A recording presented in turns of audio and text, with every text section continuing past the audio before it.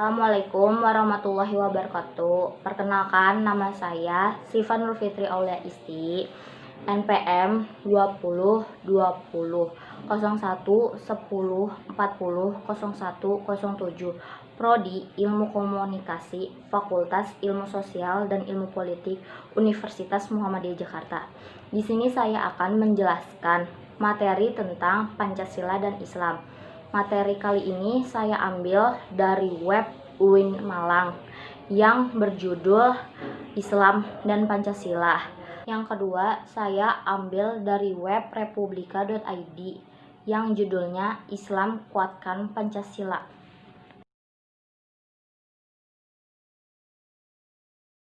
Islam dan Pancasila membuat kategori antara Islam dan Pancasila sebagaimana dalam judul tulisan ini sebenarnya kurang tepat.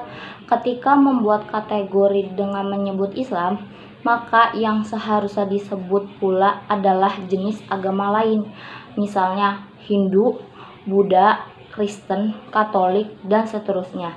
Sementara itu, ketika menyebut Pancasila, maka yang disebut lainnya agar kategori itu sekufu adalah sosialis, komunis, liberalis, dan lain-lain. Islam adalah sebuah agama, sementara itu Pancasila adalah merupakan filsafat hidup dalam berbangsa dan bernegara. Oleh karena itu, dalam negara Pancasila, Islam bisa hidup dan berkembang, bahkan sangat diperlukan. Demikian pula konsep Pancasila akan menjadi semakin jelas ketika masyarakatnya menjalankan agamanya masing-masing. Mendasarkan pada konsep Pancasila, negara berkepentingan menjadikan rakyatnya beragama.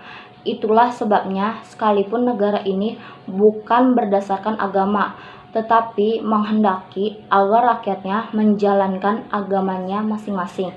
Kualitas kebangsaan ini akan diukur diantaranya dari seberapa tinggi kualitas keberagamaannya. Sebagai bangsa yang menyatakan diri menganut Pancasila, maka seharusnya selalu berusaha menjalankan agama sebaik-baiknya. Atas dasar pandangan tersebut, maka antara Pancasila dan Islam tidak perlu dihadap-hadapkan, dan apalagi diposisikan sebagai dua hal yang kontras dan antagonistik. Justru yang seharusnya dibangun adalah Pancasila memerlukan Islam, dan demikian pula agama-agama lainnya seperti Hindu, Buddha, Kristen, Katolik, dan lainnya. Berbagai jenis agama tersebut itu dengan menganut falsafah Pancasila dalam berbangsa dan bernegara, maka memiliki keleluasaan untuk tumbuh dan berkembang. Berbagai jenis agama diakui dan dipersilahkan kepada umatnya menjalankan ajaran masing-masing sebaik-baiknya. Ketika negara memberikan peluang kepada semua agama untuk hidup dan berkembang, maka sebenarnya juga tidak berseberangan dengan keyakinan Islam, agama yang diturunkan di Jazirah Arab dan atau yang dibawa oleh Nabi Muhammad SAW menyatakan tidak ada paksaan di dalam beragama. Maka artinya seseorang menjadi penganut Yahudi, Nasrani, Buddha, Hindu, dan atau lainnya adalah dipersilahkan oleh Islam. Dalam Al-Quran disebutkan secara jelas dengan kalimat bahwa la ikraha fid din dan juga lakum dinukum waliyadin. Namun demikian, Islam memang merupakan agama dakwah. Umatnya diperintahkan untuk menyeru atau mengajak kepada Islam. Akan tetapi, ajakan itu tidak boleh dilakukan dengan cara memaksa. Seruan berdakwah dan atau ajakan hendaknya dilakukan dengan cara terbaik, bil hikmah atau dengan cara lembut dan bijak. Keyakinan tentang sebuah kebaikan atau kebenaran maka harus disampaikan dengan cara yang terbaik, benar, dan bijak pula. bahkan dalam berdakwah atau menyeru kepada orang lain, selain agar disampaikan dengan cara lembut, bijak, atau arif itu, maka juga dianjurkan supaya dijalankan melalui contoh atau uswah hasanah. Islam dipandang sebagai jalan menuju kebaikan, kemuliaan, keselamatan, dan kebahagiaan. Mengajak ke jalan yang demikian itu seharusnya dilakukan dengan pendekatan ketauladanan atau melalui contoh. Seseorang yang menyuruh kepada kebaikan sementara dirinya sendiri tidak menjalankannya, maka juga mendapatkan teguran keras. Selain itu, ada paksaan dalam beragama. Islam mengenalkan konsep yang disebut dengan hidayah atau petunjuk. Hidayah itu hanya datang dari Tuhan. Sesama manusia, bahkan seorang nabi sekalipun, hanya berperan sebagai pembawa atau pemberi peringatan bahwa seseorang menjadi muslim dan menolaknya sebenarnya bukan menjadi urusan atau wewenang sesama manusia. Tugas seorang muslim atau bahkan mubalik hanyalah sekedar menyampaikan atau memberi peringatan belaka. Pemahaman yang demikian itu dalam kehidupan berbangsa dan bernegara yang menganut falsafah Pancasila adalah amat tepat. Pancasila memberikan peluang seluas-luasnya kepada rakyatnya menentukan keyakinan masing-masing. Semuanya dihormati dan dihargai serta diberi peluang untuk menjalankan keyakinan atau agamanya itu. Namun hal yang sama sekali tidak diperbolehkan adalah memaksa dan apalagi satu sama lain saling merendahkan dan bermusuhan. Hal lainnya lagi yang tidak diperbolehkan di negeri ini.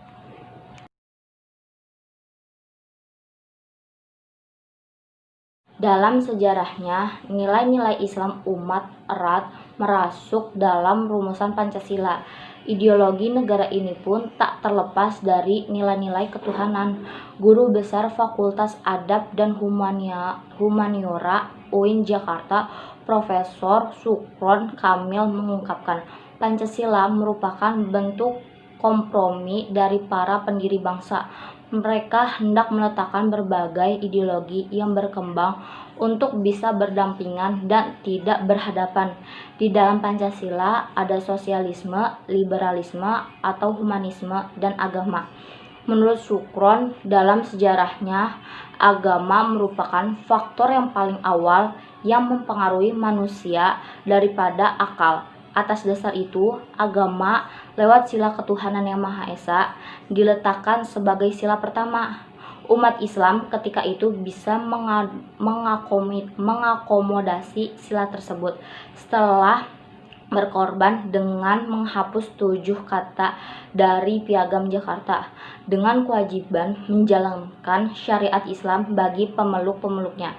Pengorbanan itu demi mengakomodasi aspirasi dari Indonesia Timur yang didengar meski mereka minoritas. Meski demikian, dia menjelaskan penghapusan 7 kata itu tak membuat nilai-nilai Islam menjauh 5 sila dari Pancasila. Islam hadir bukan sebatas di sila pertama, ketuhanan yang Maha Esa. Menurut dia, Islam mengajarkan demokrasi juga keadilan sosial. Islam juga mengajarkan tentang kemanusiaan. Persatuan Indonesia itu tidak diajarkan nilai-nilai ukhuwah Islamiyah dan ukhuwah wataniyah. Ungkapan dia, untuk nilai permusyawaratan, berbagai catatan hadis menjelaskan Rasulullah kerap memutuskan persoalan kemasyarakatan lewat musyawarah. Contohnya dalam perang Uhud, itu kan pengambilan suara terbanyak. Kalau kasus Aisyah itu yang mendapat tuduhan selingkuh, maka Nabi sempat melakukan musyawarah, tambah dia kepada Republika di Jakarta belum lama ini. Adanya sila ketuhanan yang Maha Esa, Sukron menjelaskan, membuat ideologi lain yang tercermin dalam keempat sila lain juga tidak ortodoks. Dia memisalkan, jika humanisme dilakukan secara radikal, maka yang muncul adalah ateisme. Sementara itu, ketika sosialisme dipraktekkan secara mendasar, maka akan muncul komunisme. Ini pun sekarang muncul pada banyak negara sekuler, ujar dia. Sejarawan Islam Tiar Anwar Bakhtiar menjelaskan, nilai-nilai ajaran Islam sejatinya sangat melekat dalam poin-poin Pancasila. Tak hanya itu, ia mengingatkan kepada semua pihak untuk kembali menengok sejarah panjang yang mengiringi perjalanan lahir dan terciptanya Pancasila sebagai perekat bangsa. Menurut dia, kehadiran Pancasila merupakan sebuah kesempatan bersama. Kesepakatan tersebut berasal dari sejumlah elemen masyarakat yang beragama yang memeluk kepercayaan dan percaya kepada nilai-nilai ketuhanan. Pancasila itu lahir atas dasar kesepakatan. Kesepakatan ini berasal bukan hanya dari kaum nasionalis, tapi juga para ulama dan kiai-kiai yang punya ilmu sangat tinggi, kata Tiar saat dihubungi Republika. Untuk itu, dia menjelaskan tak ada sedikitpun unsur yang bisa dibentur-benturkan antara agama dan Pancasila. Jika menelisik sejarah, kata dia, Pancasila dengan agama kerap dibenturkan oleh Partai Komunis Indonesia atau PKI sebagai bagian dari alat propaganda mencapai tujuan tertentu. Adapun tujuan PKI tersebut untuk menghancurkan partai-partai Islam kala itu yang cukup mendapat suara di kalangan masyarakat. Dia menegaskan, akal bulus PKI yang tercatat dalam sejarah melakukan pembenturan antara agama dan Pancasila ini pun nyatanya tak berhasil, sebab dia memastikan tak ada satupun poin dalam Pancasila yang bertentangan dengan agama manapun di Indonesia. Dalam Islam misalnya, poin-poin Pancasila mulai dari sila pertama hingga kelima merupakan bagian dari ajaran-ajaran Islam. Ketuhanan yang Maha Esa, kemanusiaan, persatuan, kerakyatan, hingga keadilan sosial itu adalah ajaran Islam. Jadi Pancasila itu sangat Islam sekali. Apabila seseorang menjalankan Pancasila, sejatinya ia tengah menjalankan bagian-bagian dari ajaran Islam. Apabila seseorang menjalankan ajaran Islam secara kafah, maka hal itu sudah tidak perlu dipertanyakan lagi. Sisi Pancasilaisme dalam diri orang tersebut. Kalau seseorang menjalankan Islam secara kafah, sudah pasti dia Pancasilais. Mantan Ketua Mahkamah Konstitusi Hamdan Zulfa menerangkan, harmonisasi agama sejatinya ada dalam konstitusi yang berlaku di Indonesia. Norma konstitusi menurut dia menetapkan Allah dalam satu kepercayaan yang utuh. Hal itu kemudian dijadikan sila pertama Pancasila, yakni ketuhanan yang Maha Esa. Maka agama itu posisinya sangat penting dan menjadi yang pertama dalam konstitusi kita. Meski demikian, prinsip ketuhanan memiliki perbedaan makna bagi agama-agama yang ada di Indonesia. Prinsip ini kemudian menjadi penyebab adanya sila-sila yang lain. Lebih lanjut, dia menjelaskan, konstitusi yang berlaku di Indonesia pun menjamin kebebasan warga negara untuk beragama maupun beribadah sesuai dengan kepercayaan masing-masing. Dalam Undang-Undang Dasar 1945 Pasal 31 disebutkan, tujuan pendidikan nasional yang dijalankan Indonesia adalah untuk meningkatkan keimanan, ketakwaan, serta terwujudnya akhlak mulia bagi segenap warga negara yang terdidik. Jika ditelisik dari sisi manapun, tegas dia, tak ada alasan yang dapat membenarkan argumen bahwa agama dapat membunuh Pancasila. Justru sebaliknya, nilai-nilai agama justru menguatkan Pancasila. Sekian penjelasan materi yang saya jelaskan dari awal sampai akhir. Kurang lebihnya mohon maaf. Wassalamualaikum warahmatullahi wabarakatuh.